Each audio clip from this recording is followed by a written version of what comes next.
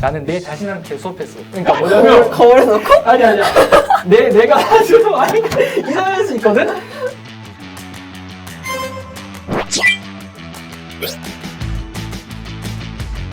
안녕하세요. 스튜디오샤 호야. 호야입니다. 자, 오늘은 사탐 공부법에 대해서 얘기를 해보려고 또 희서랑 같이 왔습니다.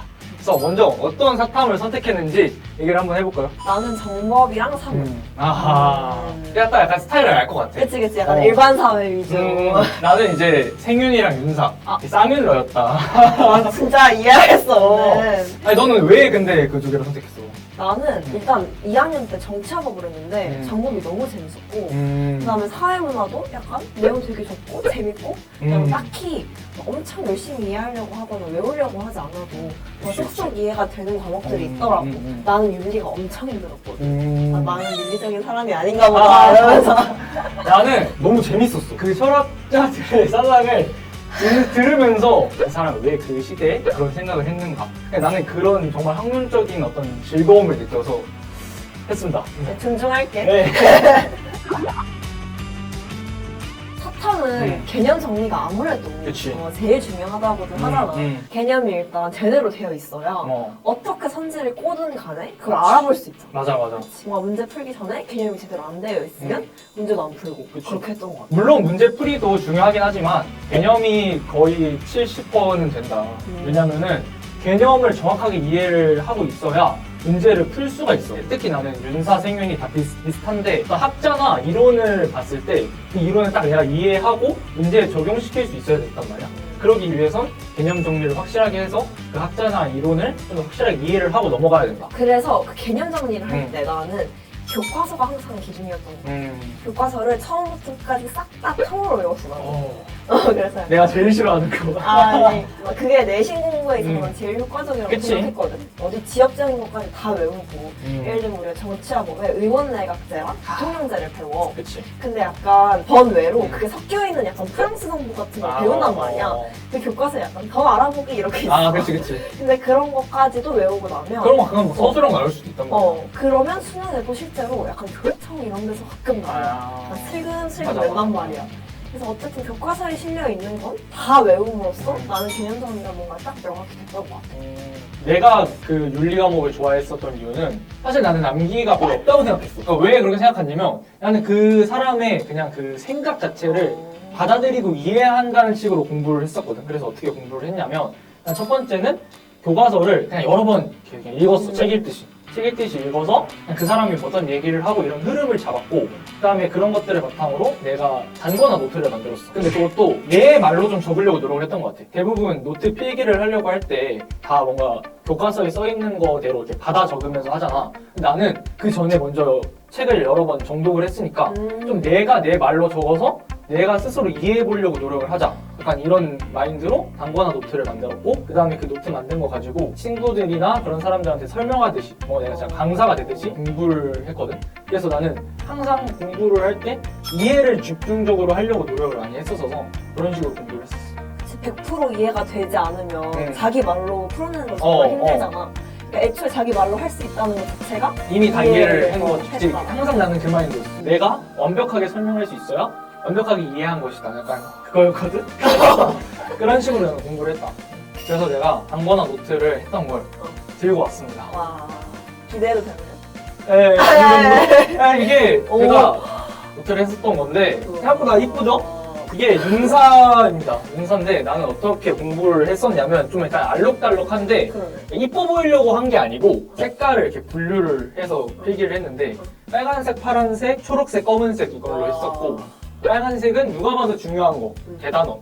그리고 이제 파란색은 좀 서브적인데 헷갈리거나 놓치기 쉬울 만한 거. 그런 거. 그리고 초록색은 내 말로 최대한 적는 느낌.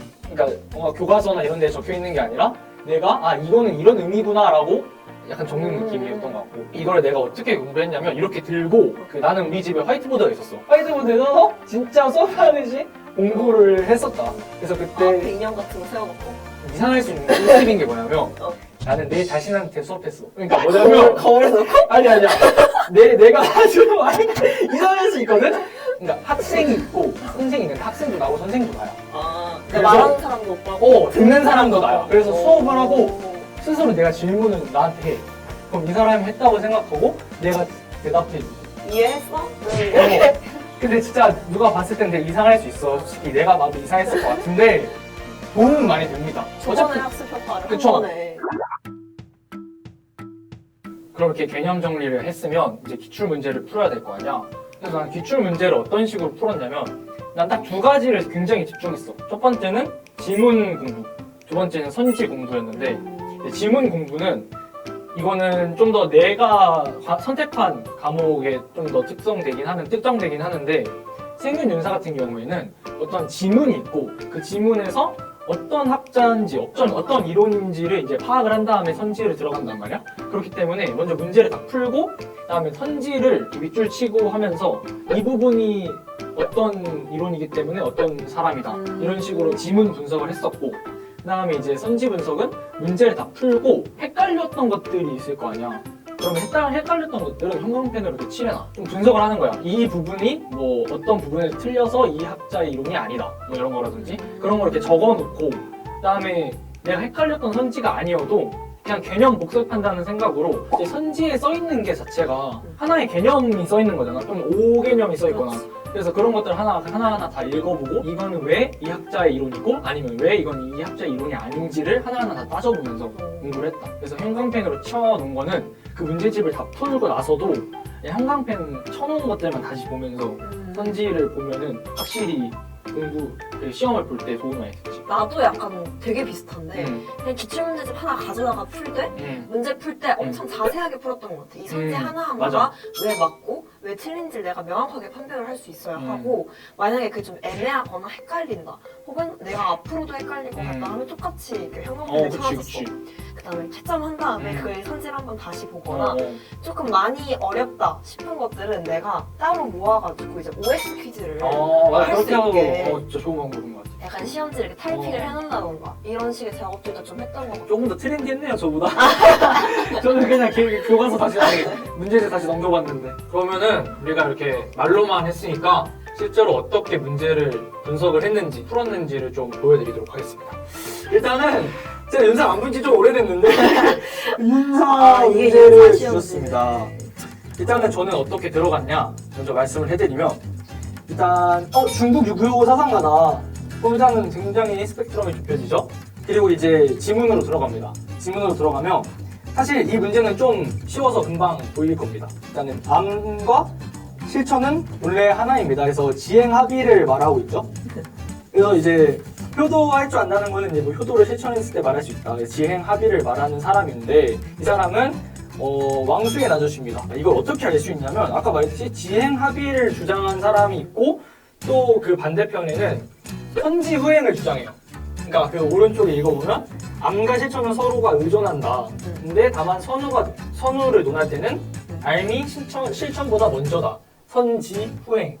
이걸 말하는데 선지 후행을 말한 사람은 이제 주희 씨입니다. 주희는 들었어요. 주희. 네, 주자학 할 때 주희. 그래서 이렇게 지문을 먼저 그 문제를 풀 때 보고 이 사람은 어떤 학자, 어떤 이론 때문에 어떤 학자다. 이런 식으로 문제를 풀어주시면 되고요. 일단 되게 굉장히 쉬운 문제 중 하나인데 우리가 정치화법에서 정당이 시민단체를 이야기할 때 개념은 정말 쉬운데 이 세 개를 3개짜리 벤 다이어그램을 그려서 그거의 공통점과 차이점 이런 것들을 항상 보면서 공부를 하는 단원이란 말이에요. 기억난다. 뭐 했었어? 내신을 했을 수도 있죠. 그래가지고 이 문제를 한번 풀어보자면 A는 B씨와 달리 정권 획득을 목적으로 한다 했으면 A가 바로 이렇게 정당이라고 나오거든요. 또한 A는 특수한 이익을 추구하는 B, 특수한 이익을 추구하는 것은 이익 집단이 됩니다.